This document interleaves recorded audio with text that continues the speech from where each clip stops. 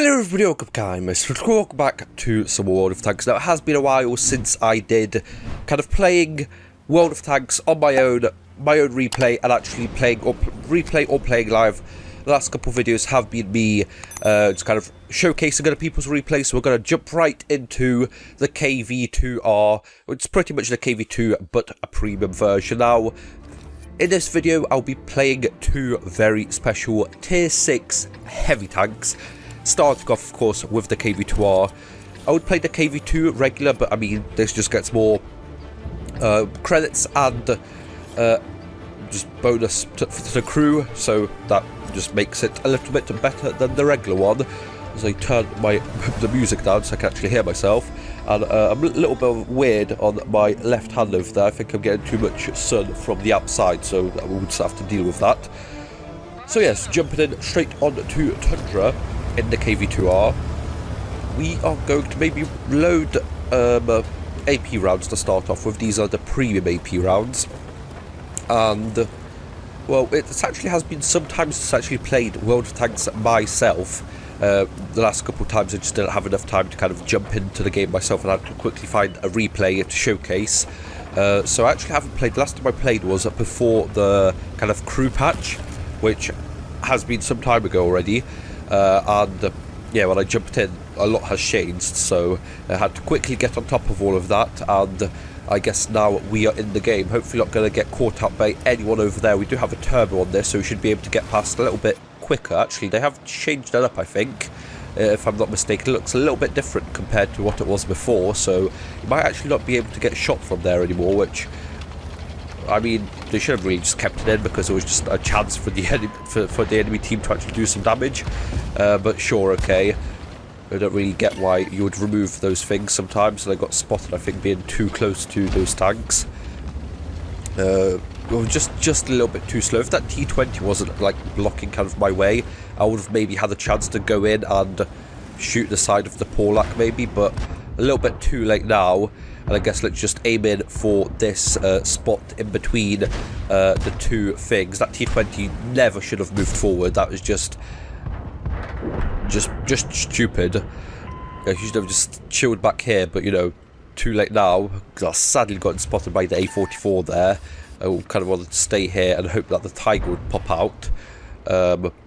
Hopefully we should be able to penetrate him. If he isn't angling well, then we should be fine in order to actually do some damage to that heavy tank. Now we are fall back. What is that Tiger 2 doing? That's how you lose. We are outnumbered over here. Not really sure why they are suddenly pushing against like 10 opponents. Really stupid in my opinion. There we go, that's what we wanted.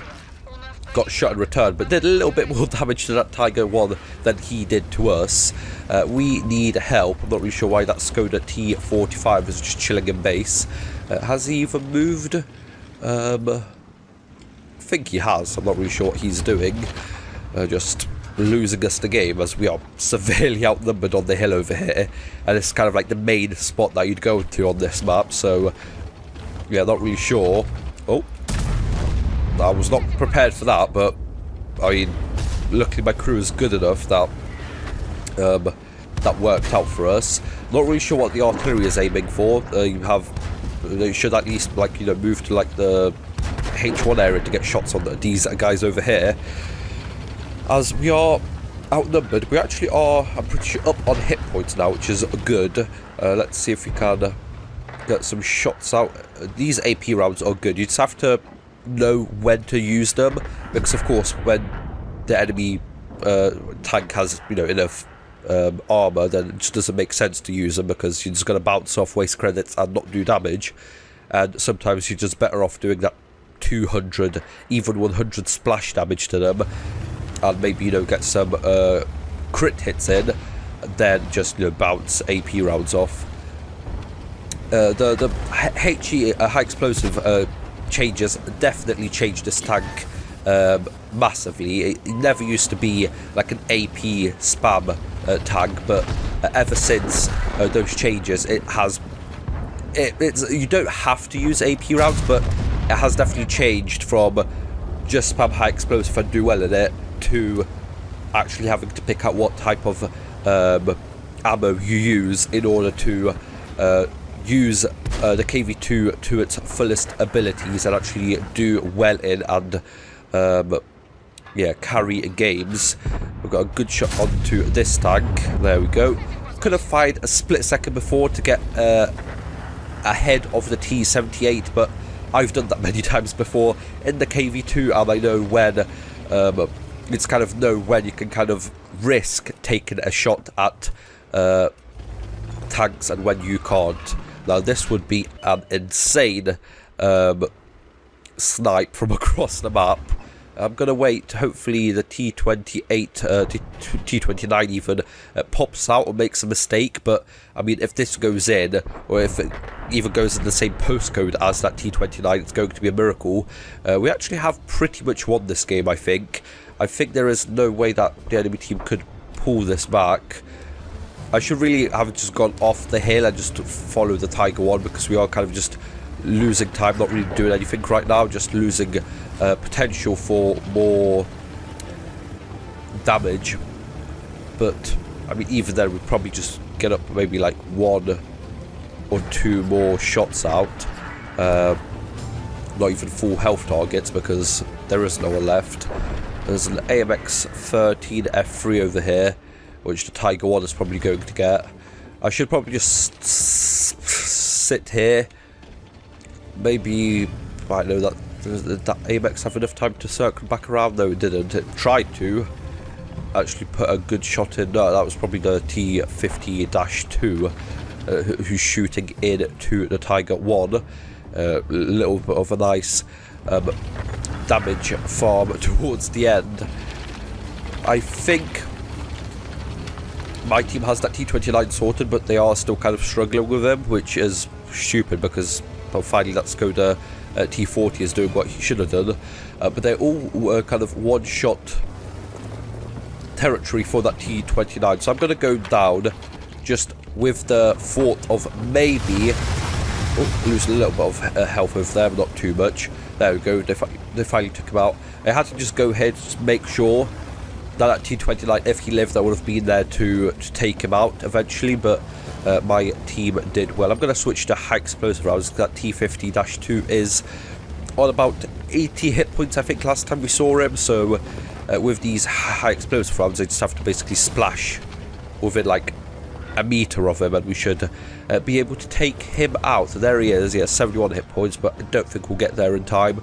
What I should have done, kind of looking back in hindsight, I should have just probably gone down the hill, followed the Tiger 1, and probably would have been able to get the AMX 13, maybe a shot onto the Porlac or the SC100, but you know, maybe an opportunity would have come up to get a sniping onto the T29 or the KV85, which was over there. I would have maybe done more damage that way, but you know, still a very good victory. And not the most amount of damage done, but I think we were at the right place at the right time. Picking up those 3 kills was really important to my team. I think if we would have lost the hill over there, we probably would have lost the game in that situation. So very good first game. Now moving on to another very special tier 6 heavy tank. Now if you can already spot it, you already know what it is, and of course it is a TOG 2. I had this tank once when Quickie Baby did that TOG 2 kind of stream all those years back, probably like 5 years ago or so. Then like about last year or so, it actually came into the premium shop to buy, and I definitely had to buy it. I mean, even if it was like the last thing I bought and never played the game again, I think I would have just needed that in my garage to just to have it, because it's a TOG 2, so you have to have it if there's an opportunity which arises for you to be able to get it. So jumping into the TOG 2, I basically have this down to a kind of like a damage dealer, or just like hit point. Just get everything up, get more hit points, and not be as slow as a TOG would normally be. So let's jump right into the game and see what we can do. Okay, so here we are on Mannerheim line in a full tier 6 matchup, which is very nice, so even better than the KV2 game that we had. Now we've got these crocodiles here, which I have seen. Literally, it has been so long since I last played, probably like about 2 months, if I'm not even joking, or maybe like a month and a half. It has been some time. And I have seen that these came in. I'm not really sure. They just looks like a normal kind of like a Churchill Black Prince kind of thing. So I think that's basically just what it is. So we should be fine. I'm pretty sure on the console they have like a flamethrower for like that special event a couple years back. So yeah, no such wonders on the PC version of the game. I really think that Wargaming like should say yes, okay, maybe some people will be able to play on the PC or like lower end hardware, or maybe just have like a specific game type like they are doing with like the special kind of game types where you just have like weather effects, you know, sandstorms, you play at night. Like so most tanks have like, you know, lights on them. Maybe the Tog 2 doesn't, but you know, just it would make the game much more fun, and after all these years of playing, it will definitely bring new life to the game. And like on console, it's just so much more like bushy and, you know, so much more filled with trees around, because of course, you know, every single console is pretty much the same, and not every computer which can play World of Tanks is the same. So I get why it's like that, but it's still kind of annoying. Yes, okay, let's focus in on the game. What are we going to be facing over here? I'm not sure yet, but I want to go out, pop out, see if there's anyone over here. Little bit by bit. There's a KV1 over there. Luckily, we have a good enough gun to penetrate the front of the KV1. But let's actually focus in on not losing all of my hit points straight away, and actually play sensibly. Talk about sensibly, these guys just firing full AP, which isn't so sensible. But even after taking in 3 shells, this guy really needs to move. He is in the way. Even after all of taking all of those shells, we are still really good on hit points. But talk about hit points, we are not going to be very good on hit points after all of these guys come in after me. We have to slowly move back, I think, whilst actually putting shells in. I think our crocodile just messed up going to the other side of the map. I'm not really sure what that guy thought he was doing. Even like the middle, he's not even like on the other side, he's just chilling in the middle. I have to really play sensibly over here and take these guys out as quickly as possible.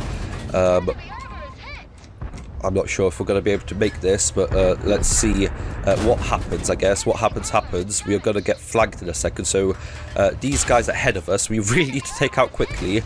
Hopefully that artillery kind of comes into play soon, as we are going to be dead very soon. Yep, we're already getting shot from the side over there, and we are pretty much dead. We're going to probably get in 1 more shell if we are lucky into the crocodile. Nope, not even. 2,000 damage.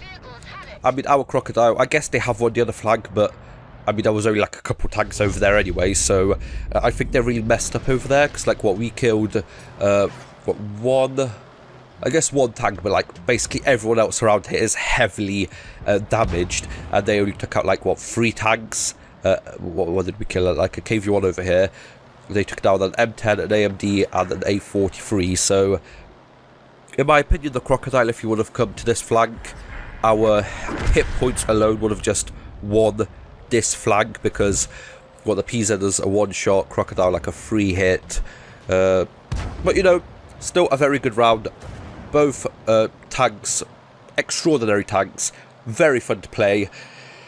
In certain circumstances, not. You know, the KV2, if you like bounced AP rounds, if they're high explosive rounds don't do enough damage, it is annoying. And with the TOG, if you have to travel large distances, of course it is annoying as well, because it's really slow. But all in all, when you get into that perfect matchmaking on the perfect map, it's just the most fun you can have.